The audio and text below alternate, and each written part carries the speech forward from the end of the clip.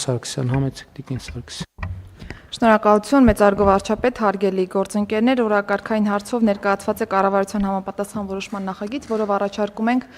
այս ոլորտում որոշ փոփոխություններ անել։ Մինչ փոփոխություններին անդրադառնալը ես ուզում եմ հատուկ ընդգծել այն հանգամանքը, որ հաշվառման քննական ծառայությունների շրջանակներում մենք անընդհատ շարունակում ենք երկխոսությունը քաղաքացիների հետ, պարոն վարչապետ, եւ առավելապես քաղաքացիների եւ նախարարության միջև տեղի ունեցած երկխոսության շրջանակներից դուրս ենք բերում լուծումներ եւ դրանք արդեն տարբեր փաթեթների շրջանակներում փորձում ենք կարգավորել։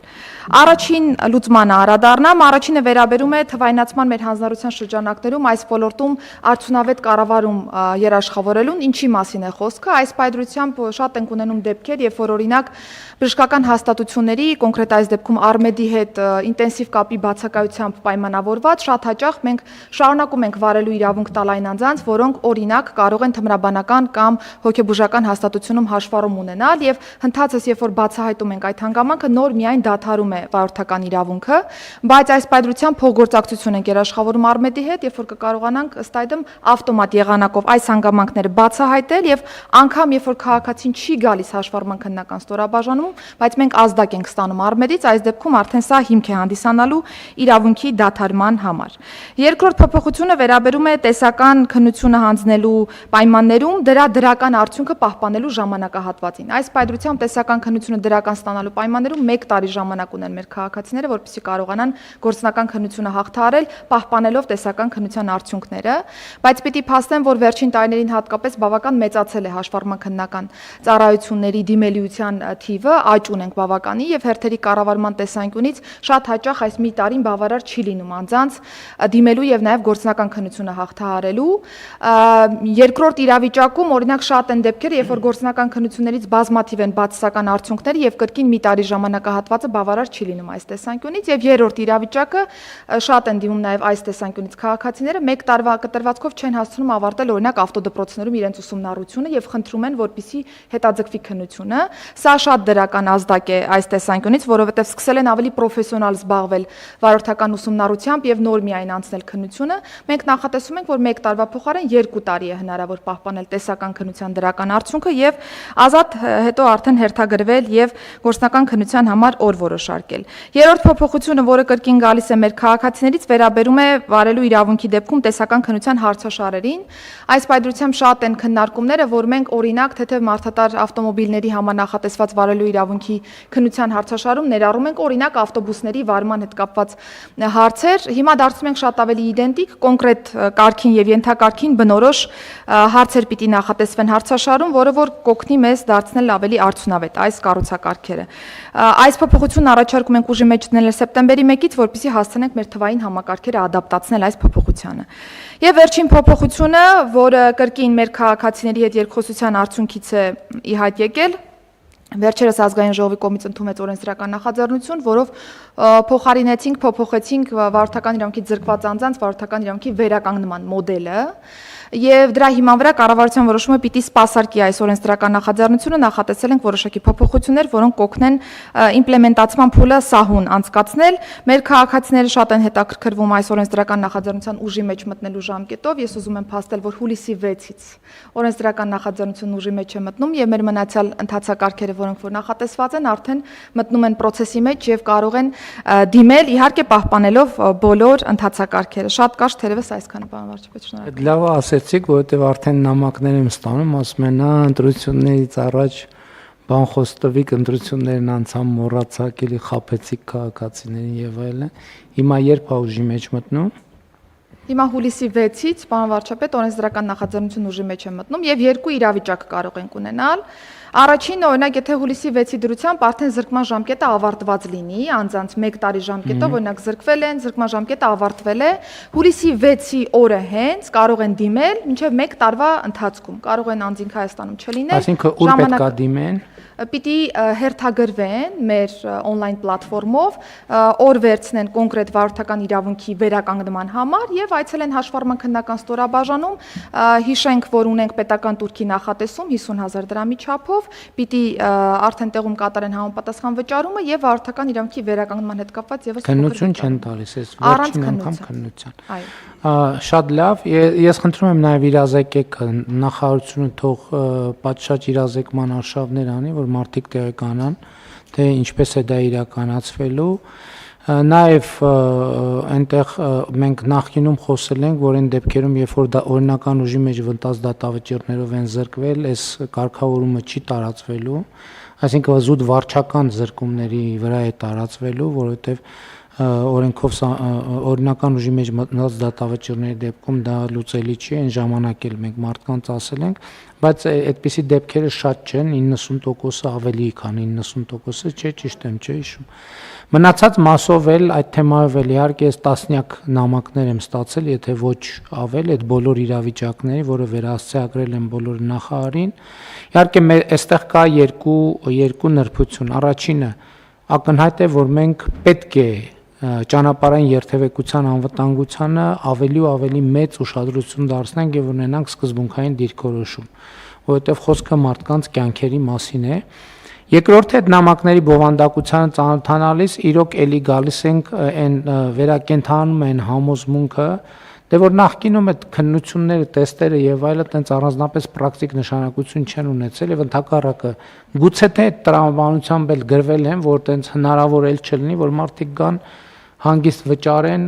բոլորը գոհ ու երջանիկ լինեն, բայց քանի որ մենք հիմա մտել ենք իրական քննությունների փուլ, մարդիկ կան, որ իրոք նկարագրում են իրավիճակներ, որ նայում ես, ասում ես իրոք, ստեղ մի քիչ տրամաբանություն են չի, եւ ես դեռ ամիսներ առաջ նախարարին հանձնարարել եմ, որ մենք անընդհատ աշխատենք, որպեսզի այդ տեստերը, իրանց որակը, հարցերը,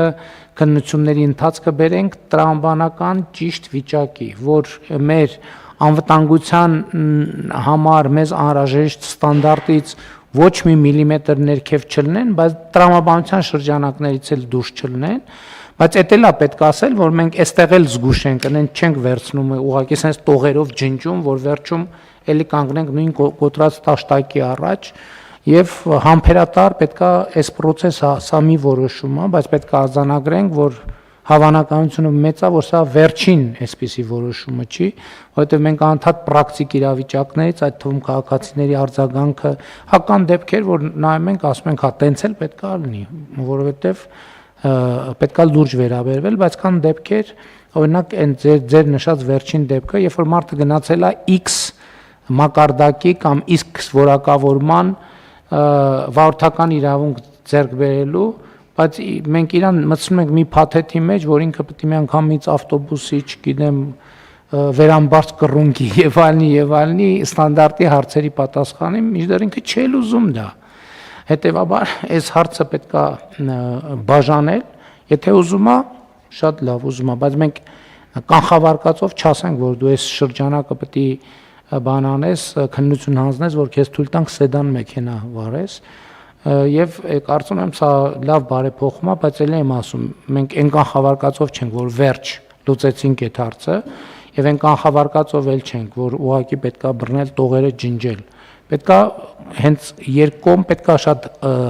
խնամքով վերաբերվել, որպեսզի մենք նաեւ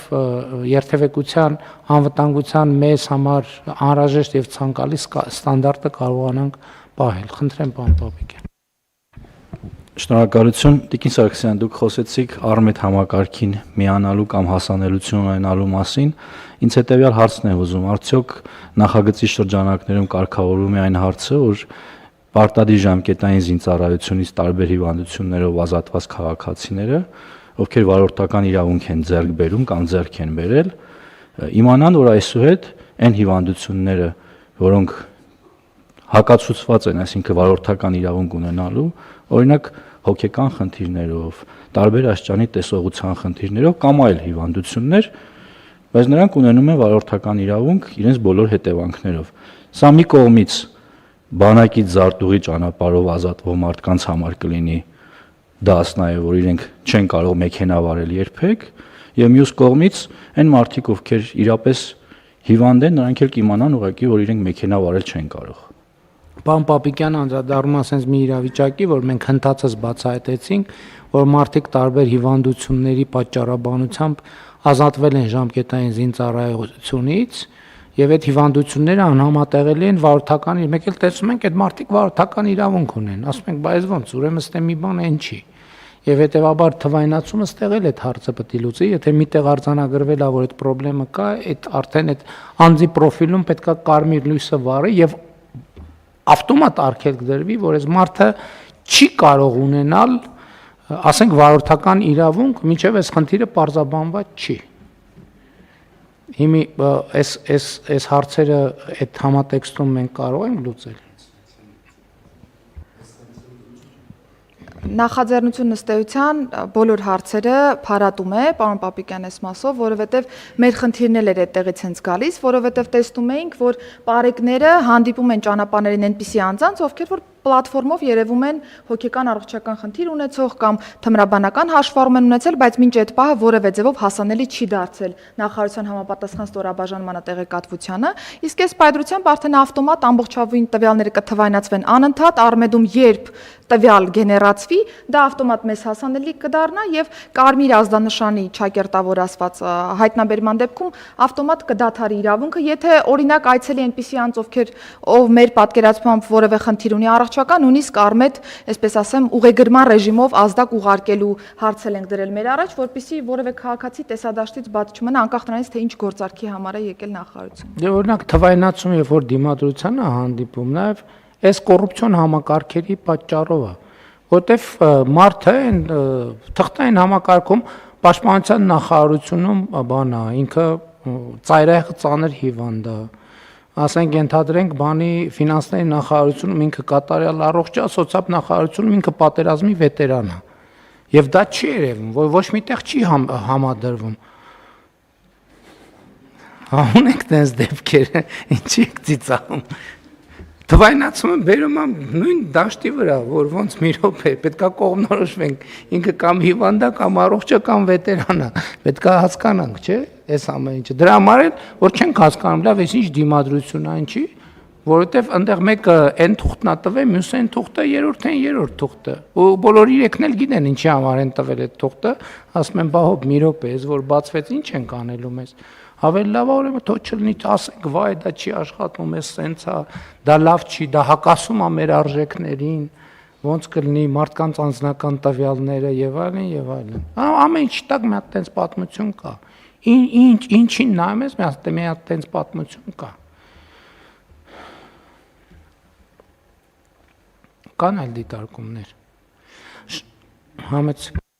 Ասեմ այդ դիմադրության հետ կապված հիմա էլ նորալիք առաջացել, որ Արմեդին չմիանալ է հիմնավորում են բանով, պետպատվերի եւ առողջապահության ապահովագրության հետ առնչություն չունենալով, բայց մենք դա կանխելու ենք։ Բացառված է, եթե